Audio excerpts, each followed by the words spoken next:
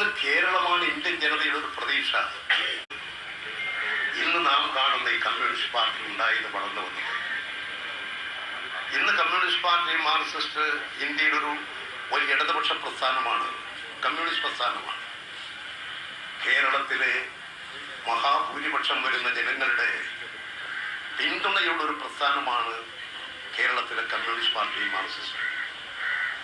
ആ നിലയിൽ communist party Marxist വളർന്നു വന്നത് നേതാക്കളും പ്രവർത്തകരുമായി ഒട്ടനവധി സഖാക്കൾ അവരുടെ ത്യാഗത്തിന്റെയും പോരാട്ടത്തിന്റെയും ജീവത്യാഗത്തിന്റെയും ഫലമായിട്ടാണ് കമ്മ്യൂണിസ്റ്റ് പാർട്ടി വളർന്നു വന്നത്.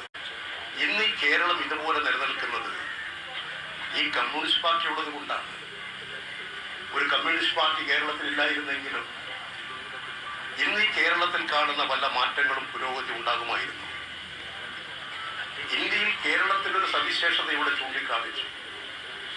എല്ലാ മതവിഭാഗത്തിൽപ്പെട്ടവരും ഏകോദര സഹോദരങ്ങളെ പോലെ ജീവിക്കുന്നു. അതൊരു ഇടതുപക്ഷ മനസ്സാണ്. ആ ഇടതുപക്ഷ മനസ്സ് കേരളത്തിൽ രൂപപ്പെടുത്തിയതാരാണ്?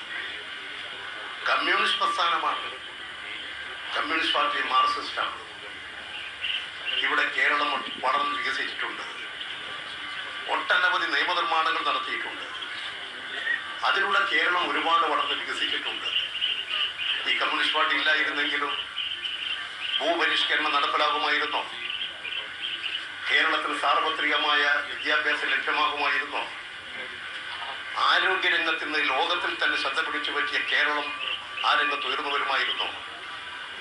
ഇന്ത്യയിലെ മറ്റു പല സംസ്ഥാനങ്ങളും നിങ്ങൾ നോക്കൂ.